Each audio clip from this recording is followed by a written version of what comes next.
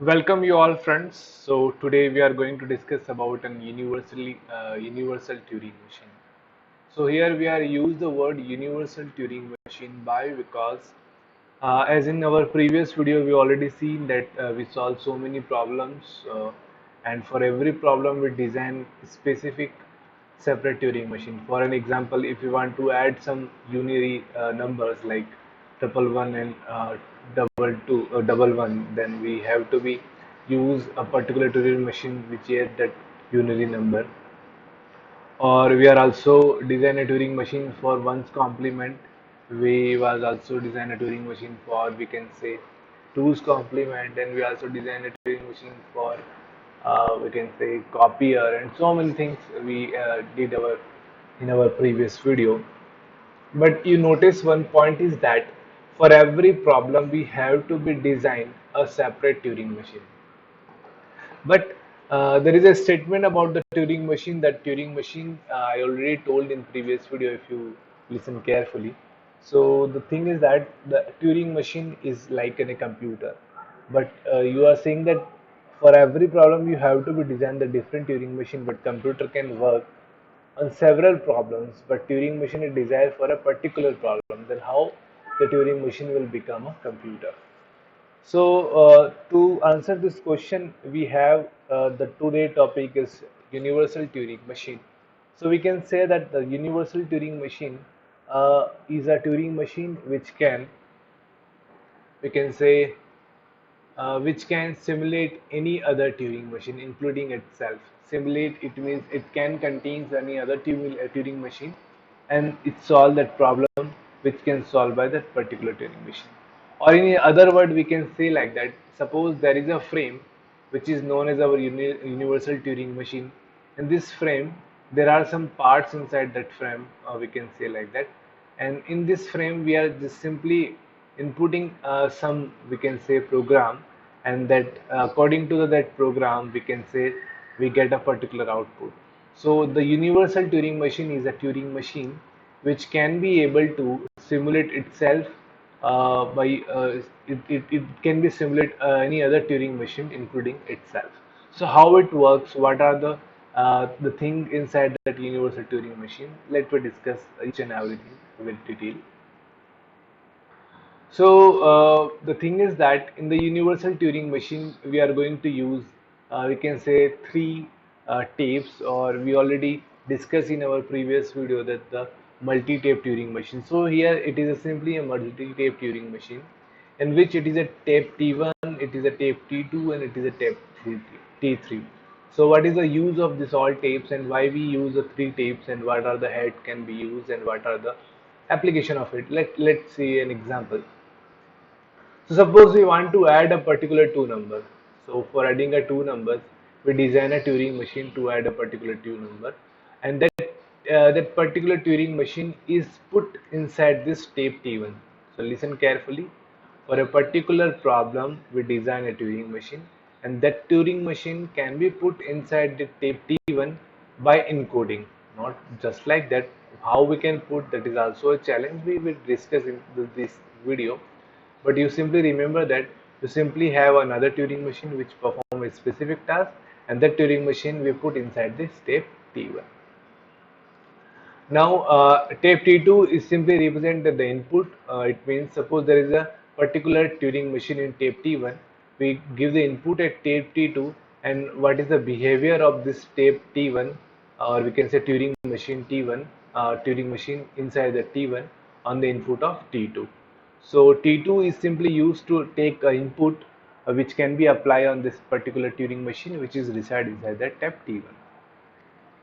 And the T3 is simply we can say is work like a rough work, we can say like that. So with the help of T3 we can note that where is the present state, or we can say in the universal Turing machine we can know that where are the current state at a, for a particular Turing machine inside the T1 is represented by tape 33. So the T1 entire entries uh, some other Turing machine saved in tape T1, or entire some other Turing machine. So T1 simply contains some other Turing machine. T2, what is the input we are looking for and what is the happen to that particular input. So क्या input अपन को चाहिए, what input were required, and for what input we are looking for that. So it is inside this Turing machine T3, T2, and T3 to represent in which state we are in at present. So a particular state which where we are, it's simply represented by that T3. So again, I want to say in one line that universal Turing machine is like a computer in which there are three tapes T1, T2, and T3. In the tape T1, we are putting a particular Turing machine which we are on to implement in this particular universal Turing machine.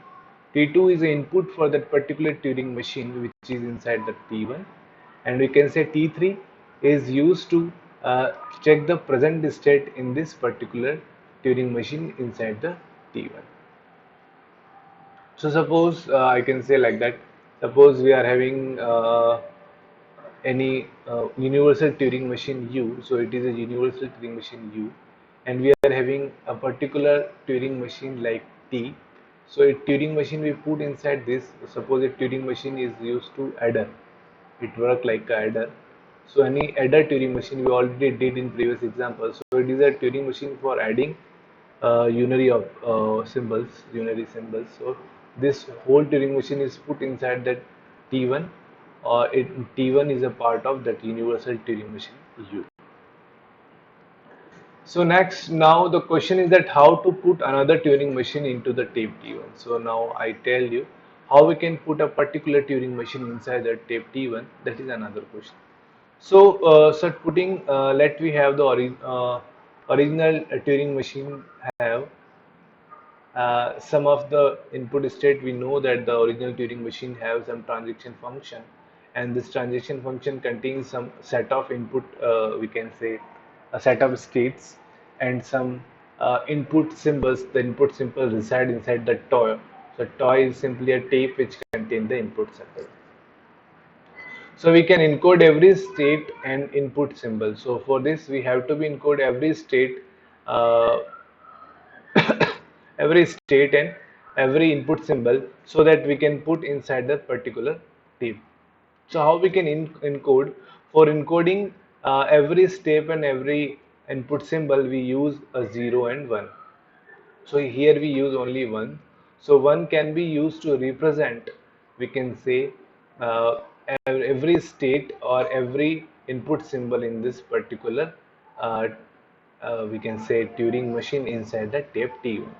So here we use a 1 for state Q1 and 1 for input symbol A1. Now your question is that why we use this 1 for the different two things. It is a state and it is a symbol. Don't worry, we use a separation 0 for separating this value. So don't worry currently right now. You just listen carefully, that we simply represent, then Q2 represent the 1 and so on. And to move the left side we use 1, and to move the right side we use 1, and we use 0 as a separator. So in a particular transaction function we use this particular notation, or we can say encoding, to represent any particular transaction function. How we can do it? Let's have an example. So suppose we want to represent the following function, following transaction function. What is this transaction function? At the state Q1 in this particular Turing machine. Which Turing machine? Inside that tape T1. Suppose the name of the Turing machine is small t. So that small t Turing machine having that one transient function like that. At the state Q1, when the input symbol is A1, then we move to the state Q2, and the top of the stack will be A2, and it move to the right side. So how we can represent it? By using this following, we can say coding. So how we can represent it? By using this coding. So let's have an example. So 1, why we use like a 1, write a 1. 1 is simply represent a Q1. Here 1 is simply represented a Q1. Then we use 0 as a separator. Then A1 is also represented by 1. Then we use a separator. Then we are going to the next state Q2. So Q2 is represented by 1111, then separate. Then A2 is also represented by 11, then separate. And we know that the right movement is represented by the 11. So we use 11. So it is simply encode a one transaction function. Similarly, we can encode entire transaction function or all the transaction function in the form of 0 and 1. How we can try encode? Simply like that. This is an example. So we encode each and everything in by using the 0 and 1, and we put this particular 0 and 1 inside the tape. Which tape? Tape T1. Got the point? So we convert all the transaction function in by using zeros and one, and we put that particular encoded form into the tape T1.